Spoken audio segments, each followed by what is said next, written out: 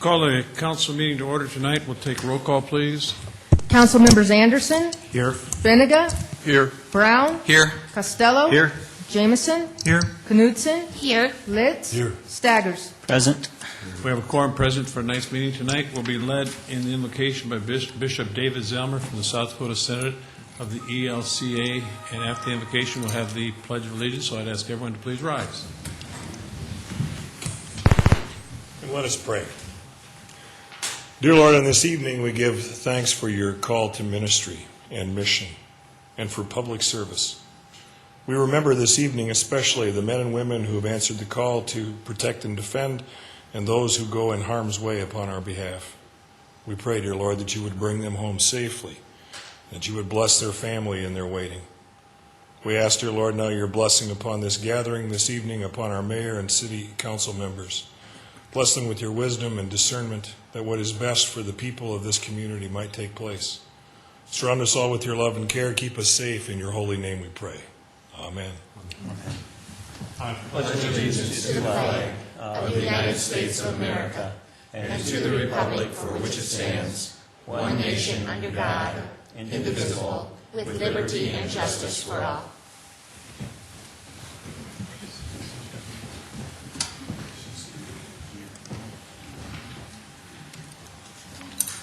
Okay, we'll get started with the consent agenda. Is there a motion to approve the consent agenda? Yes, so moved. Knudsen. Knudsen moves. Is there a second? Second, let's. Let's second it.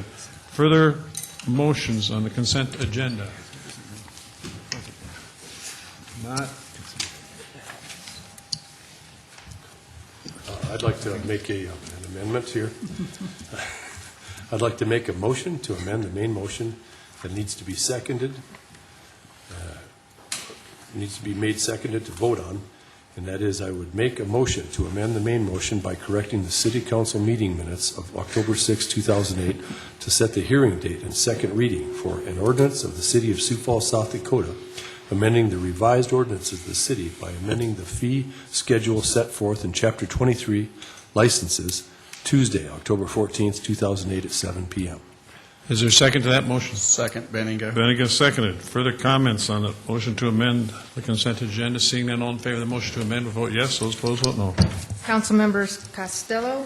Yes.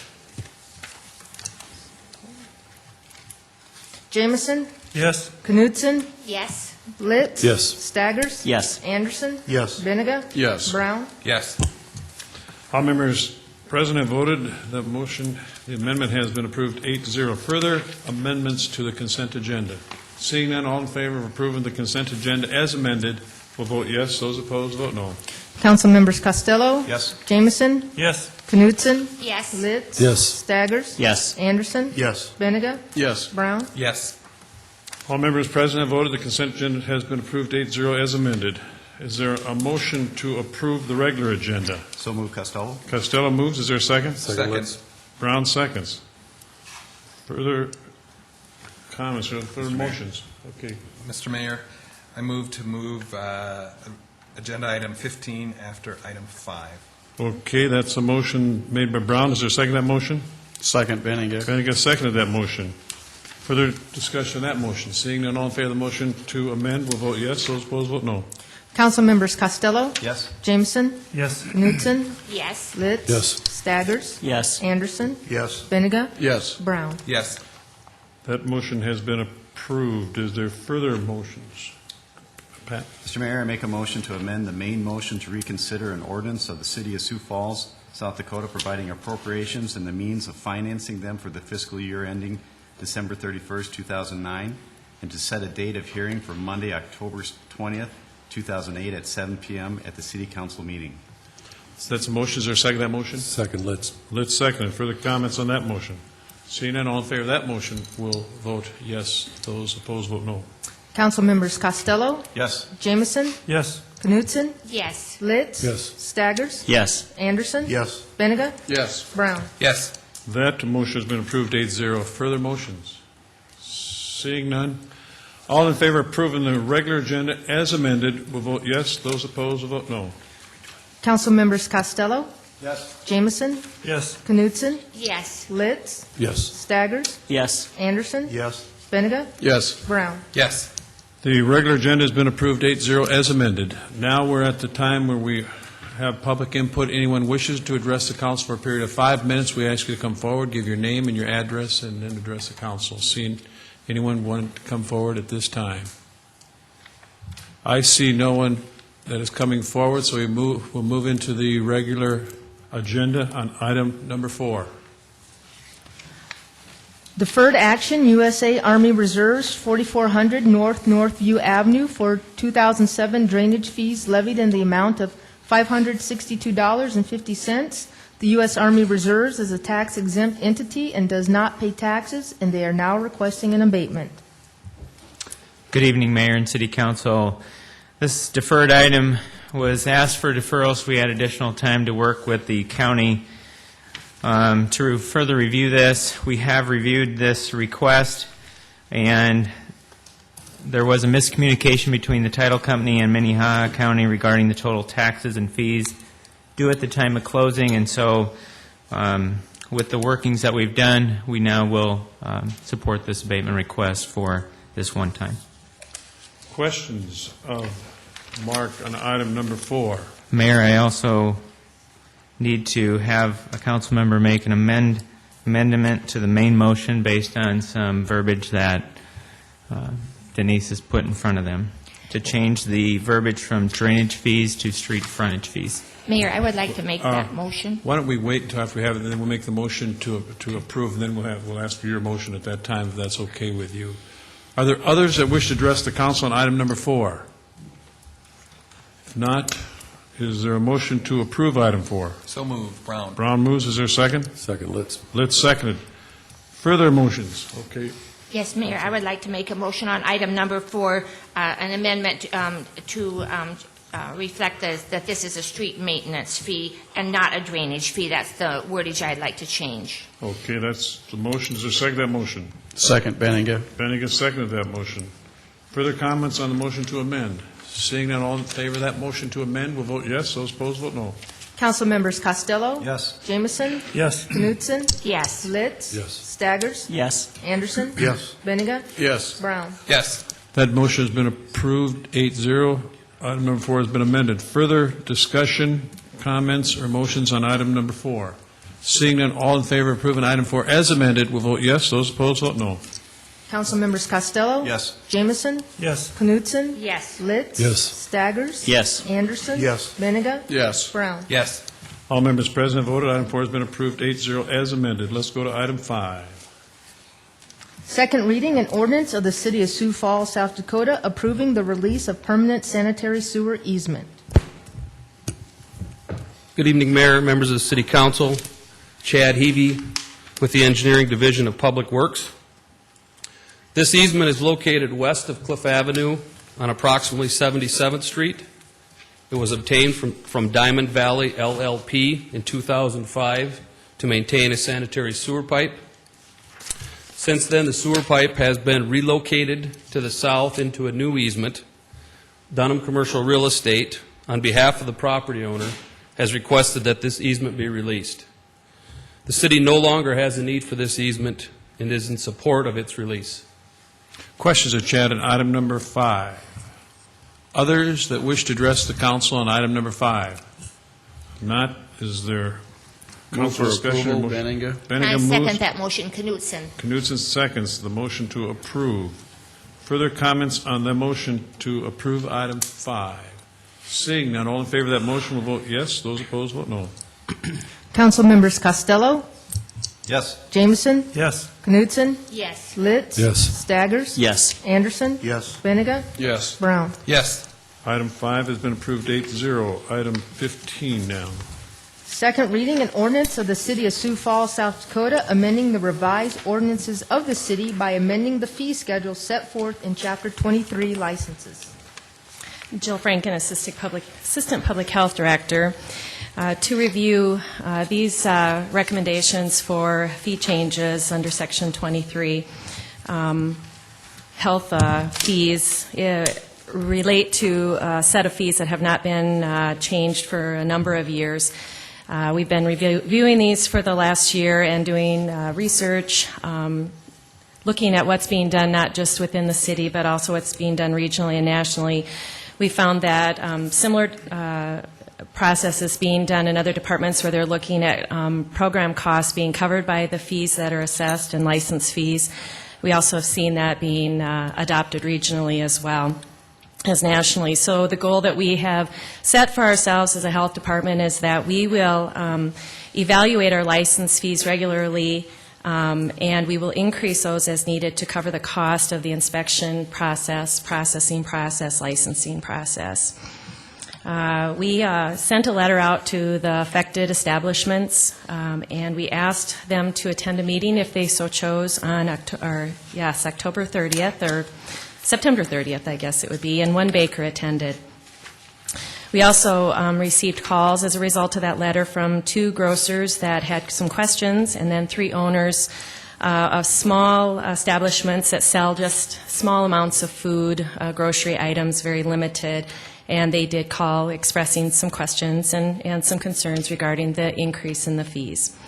So after we completed all that, we recommended the changes that are being proposed, and then we also recommend that we will continue to look at those fees over the next 5 years to eventually get to the point where our fees are being such that our program costs can be covered by those fees. We will bring those each year to the council for your approval, of course.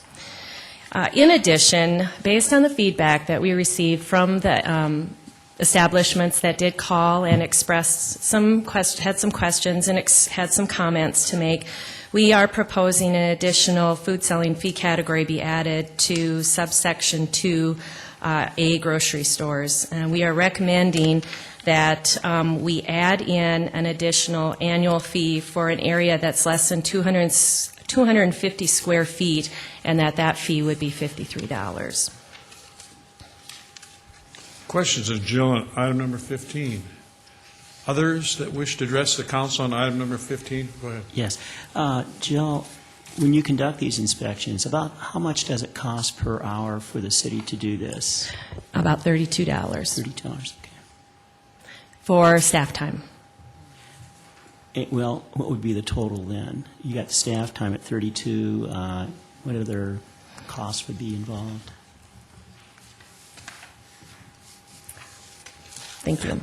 We also included in that all of our supplies, our materials, all our software, hardware, mileage, fuel that we need, vehicles, vehicle maintenance, all of those costs are so included. that's all in the, Sorry, yes. Yeah, 32. Okay.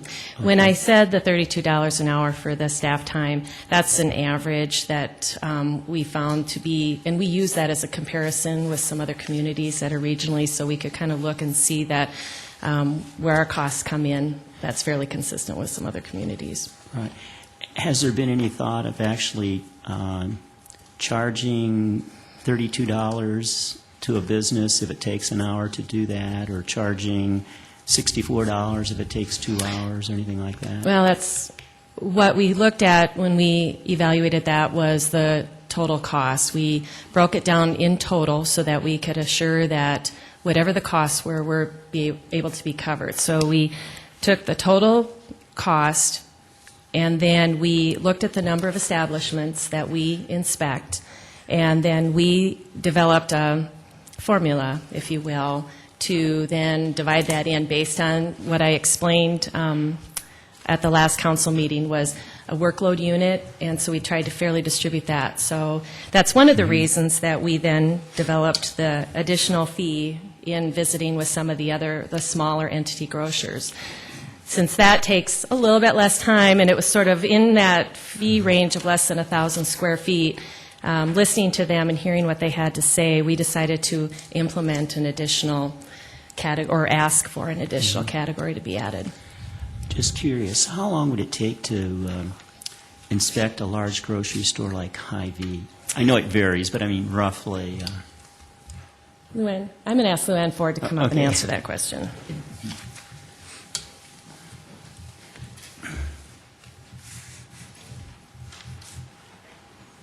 I'm Luann Ford with the Health Department. In response to the question, a facility can take, a small facility like the 250 square feet or fewer can take probably about a half hour or so to inspect. A larger facility, like one of the larger grocery stores, can take between 4 and 5 hours. Okay. And once again, you inspect these businesses twice a year, is that right? Right, unless we have complaints, we would go out and do a complaint inspection, or if they have critical violations, we would go out and do follow-ups to make sure that the critical violations were corrected. Also, if they fall below a certain standard for inspection quality, for the quality of the work that they're doing during the inspection, then we would do more frequent inspections after that as well. Thank you. Further questions? Others that wish to address the council on item number 15? Not? Is there a motion to approve? Move to approve, Brown. Brown, is there a second? Second, Costello. Costello seconds. Further comments or motions? I would like to make an amendment to this item, please. I would like to make a motion to amend the main motion by amending subsection 2A by deleting the annual fee $105 and by adding annual fee for area greater than 250 square feet, $105, and annual fee for area less than 250 square feet would be $53. Is there a second to that motion? Second, Benninger. Benninger seconded. Further comments on that motion? So a question for Councilor Knudsen. What about if you're 250 square feet?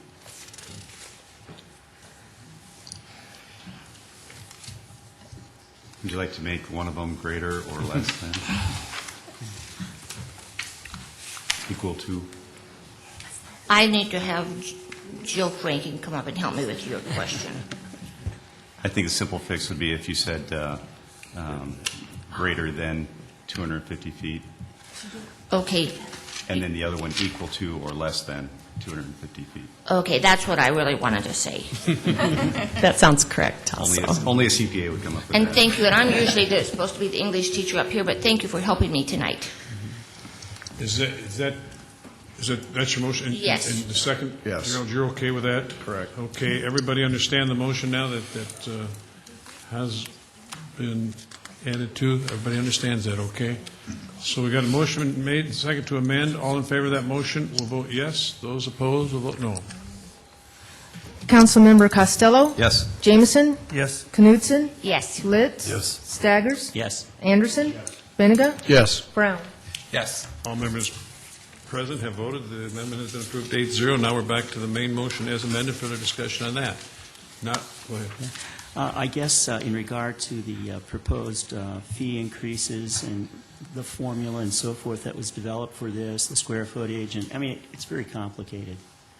I guess I like what the health department has said at $32 an hour and just simply base it on how much time they use to inspect.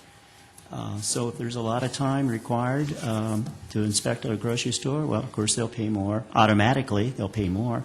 And then for a very, very small establishment of half hour, well, they'd be charged $16 because $32 per hour. I just think it's much easier to understand and less complicated. And so I guess I would believe the best thing would be to reject this proposed ordinance and just come up with something really simple like $32 an hour or $40 if it needs to be. Further comments? Mr. Mayor, the Finance Committee reviewed this, and the three of us voted unanimously to approve the ordinance as it was brought to us. We don't believe it's difficult to understand. In fact, we all were able to understand it relatively easily. And the other issue is I don't believe that any other permit fee that we have in the city of Sioux Falls is based on an hourly rate. So I believe if we're going to maintain current policy and current standards, we ought to leave it as is with those fees on a flat fee basis. Okay, further comments? We got a motion before us as amended. Seeing none. All in favor of approving item 15 as amended will vote yes. Those opposed vote no. Council members Costello? Yes. Jameson? Yes. Knudsen? Yes. Litz? Yes. Staggers? No. Anderson?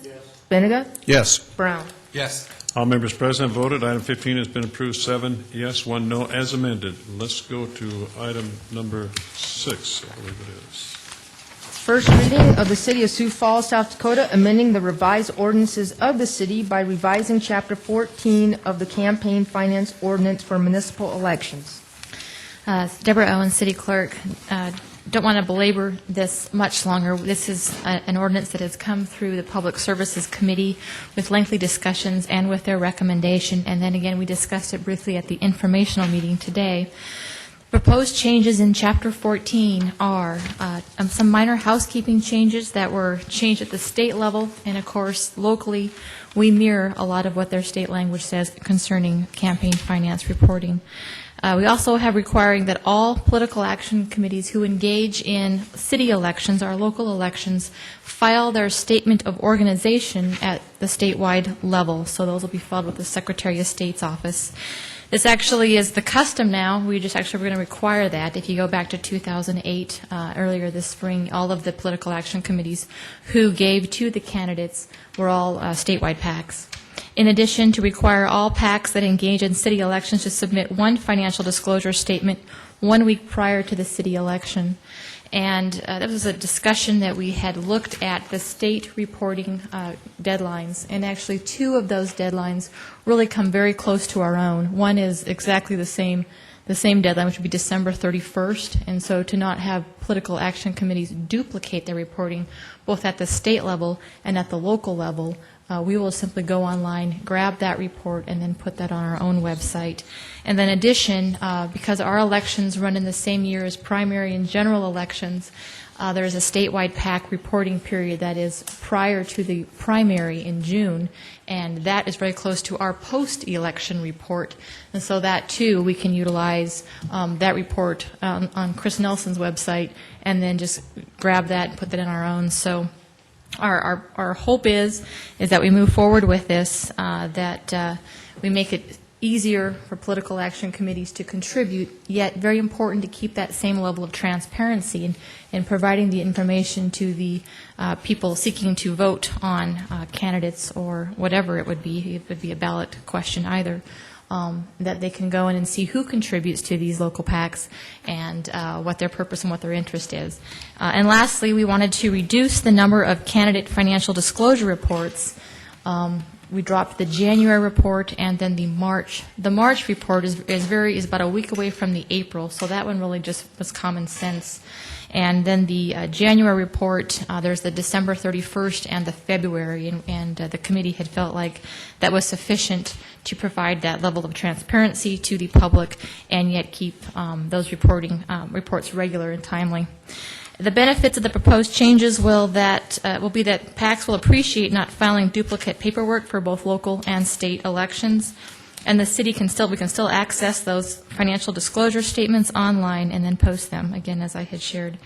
PACs will also only file one report with the City of Sioux Falls, and in hopes that will make that easier for them as they contribute to local elections. We're the only city in the state who does require local reporting for political action committees.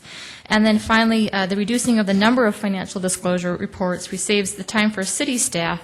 And I think for those people who are engaging in running for an office for the very first time, which is often the candidates we see locally, it's kind of an arduous task to begin with, doing those reports. And so we hopefully will make that easier for them as they choose to run and participate in city government.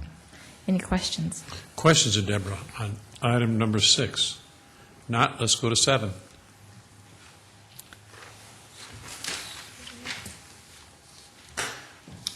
First reading an ordinance of the City of Sioux Falls, South Dakota, amending the revised ordinances of the City of Sioux Falls, South Dakota by revising boundaries for voting precincts. Deborah Owens, City Clerk. Again, we had talked about this earlier during the informational meeting. This is simply to split a precinct on the northwest end of town, right along that University Center down Southeast Tech and all along that whole edge of our northwest area. It's about 6,000 residents that live in that precinct, and that is very high. And so we want to kind of mirror also the county with this. They've already done this action, but looking to split that precinct into 2 so that those citizens can vote closer to their neighborhoods. Questions of Deborah on item number 7?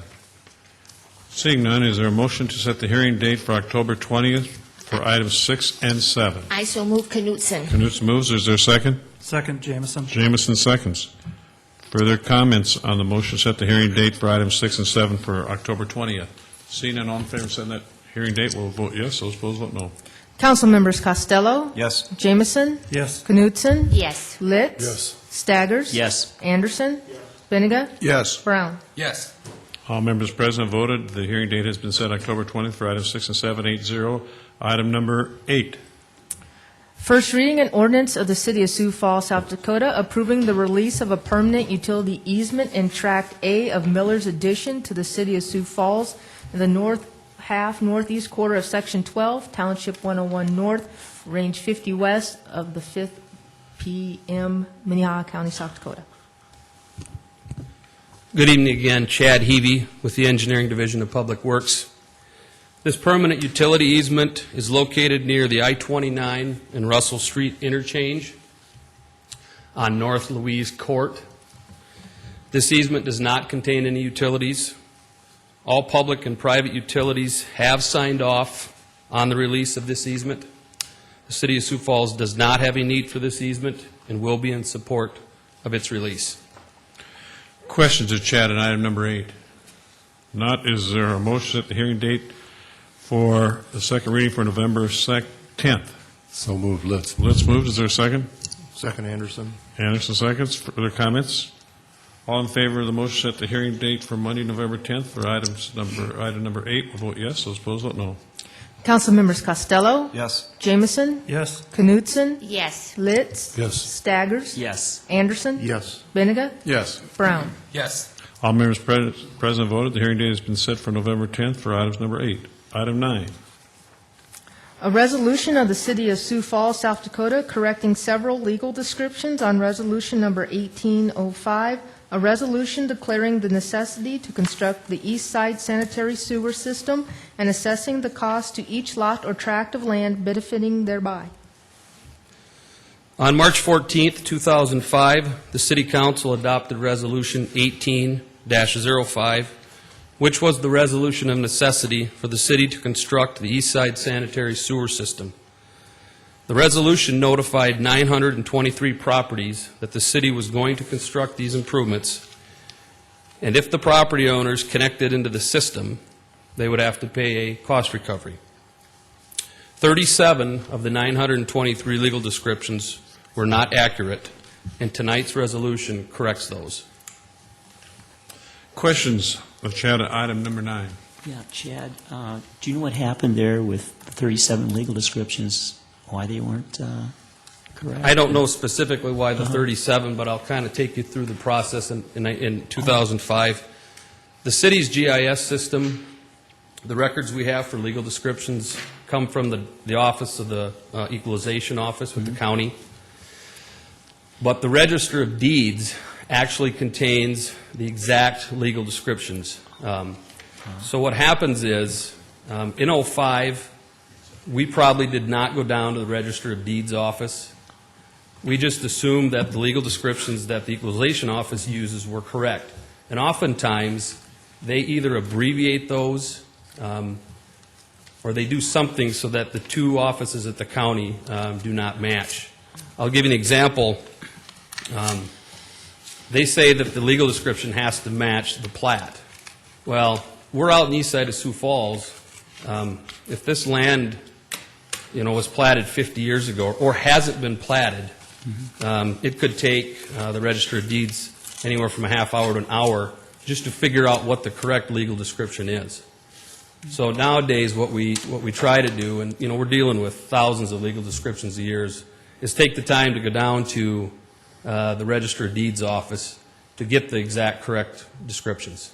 But with thousands every year, a number can get turned around or something. So Okay. we're trying to correct the problem. Okay, thank you. You're welcome. Other questions of Chad on item number 9? Others that wish to address the council on item number 9? If not, is there a motion to approve? Move for approval, Benega. Benega moves. Is there a second? I second that motion. Knutson seconds. Further comments on the motion to approve? Seeing none, all in favor of that motion, vote yes. Those opposed, vote no. Council members Costello.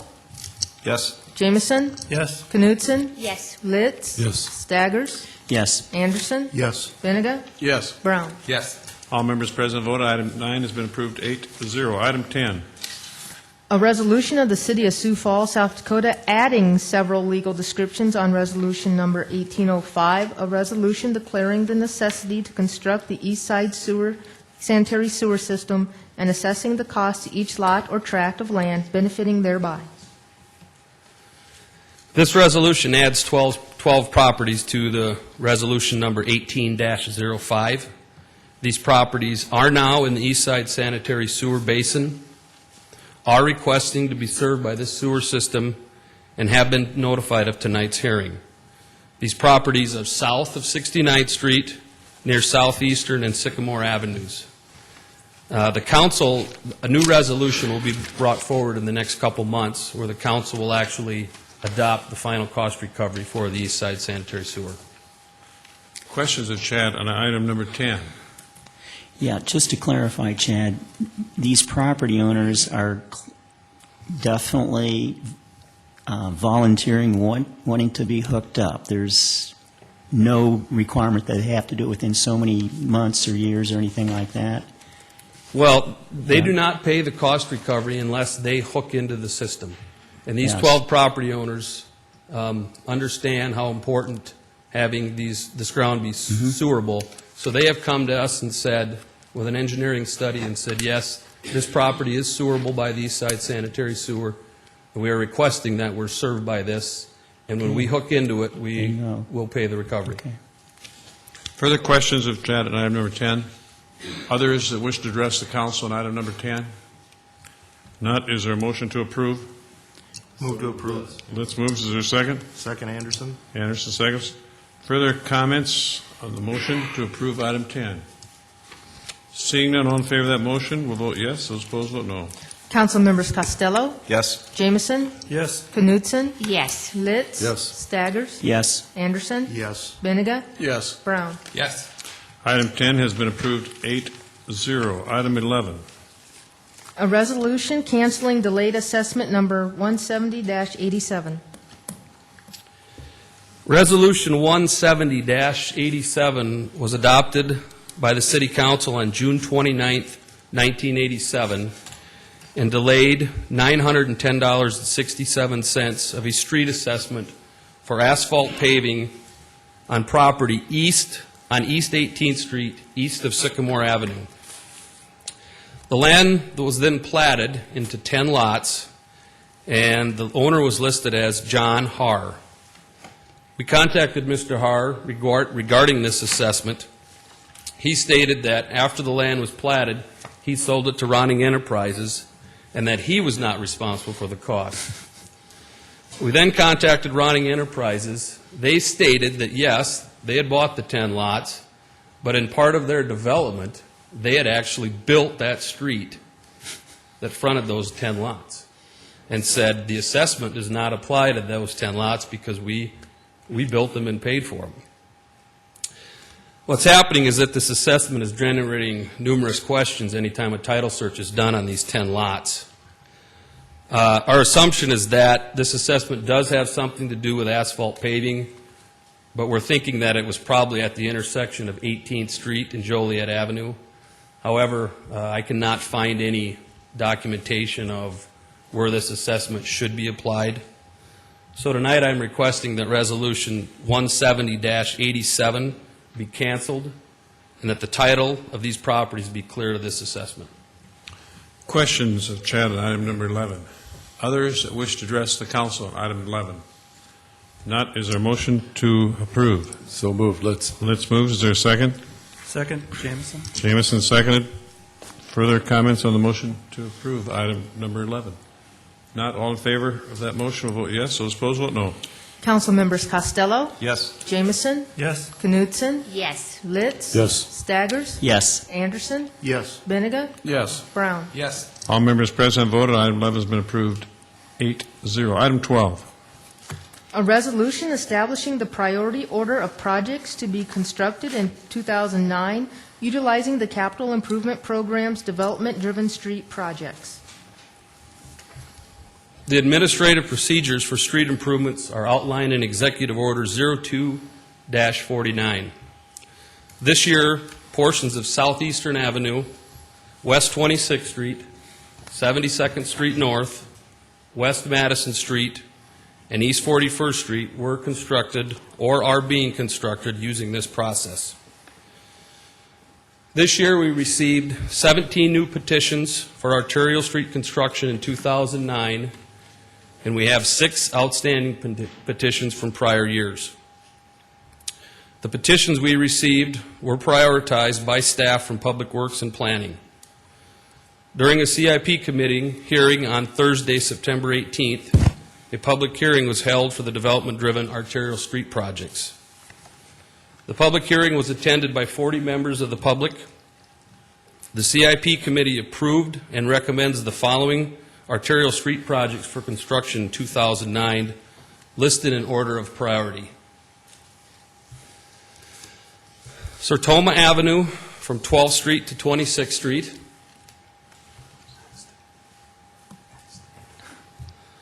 West Maple Street from Career Avenue to Marion Road. West Benson Road from I-29 to Career Avenue. A portion of West 85th Street from approximately 1,550 feet west of Louise Avenue to approximately 2,050 feet west of Louise Avenue.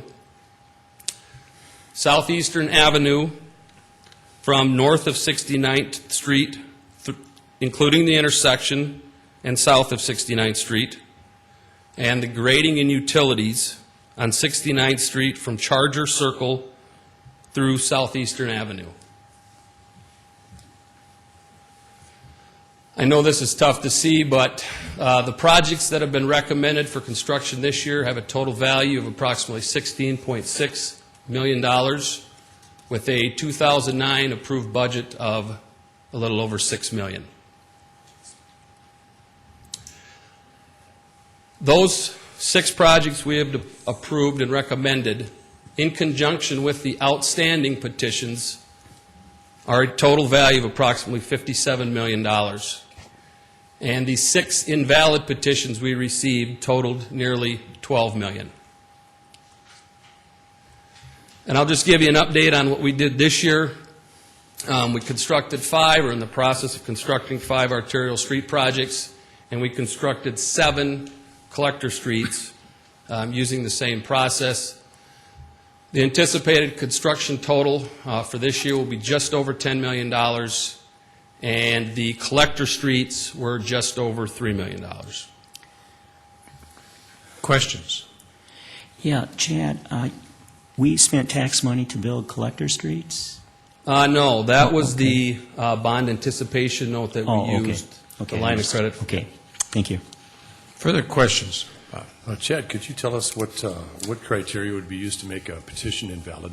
What are some of the main big ones there? Well, the main one is, for it to be valid, it has to be signed by owners of 50% of the property that abut that street.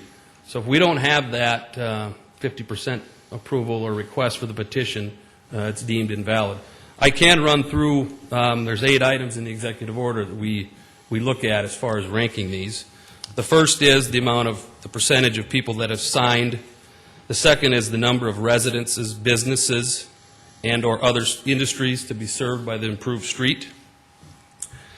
The future traffic volumes on the street, the number and types of traffic accidents that have occurred over the last 3 years, the cost of street maintenance to be avoided as a consequence of paving or otherwise improving the street, the overall cost of the proposed improvement, the availability of funds for the improvements, and then the amount of the abutting property within the city limits. Further questions? Chad, I appreciate that information. I'm wondering if you could email that to us so that when we do get questions from either petitioners or from developers that we have that. I will send you the link to the executive order. Thanks, Chad. Others that wish to address the council on item number 12? Not. Is there a motion to approve? I so move. Knutson. Knut moves. Is there a second? Second, Litz. Litz seconded. Further comments on the motion to approve item 12? Seeing none, all in favor of that motion will vote yes. Those opposed, vote no. Council members Costello, Yes. Jamison, Yes. Knutson, Yes. Litz, Yes. Staggers, Yes. Anderson, Yes. Benega, Yes. Brown. Yes. All members present have voted. Item 12 has been approved 8-0. Let's go to item 13. A proposed resolution vacating portions of East Shadow Creek Lane and South Piping Rock Avenue in north half section 14-100-50 as shown on Exhibit A.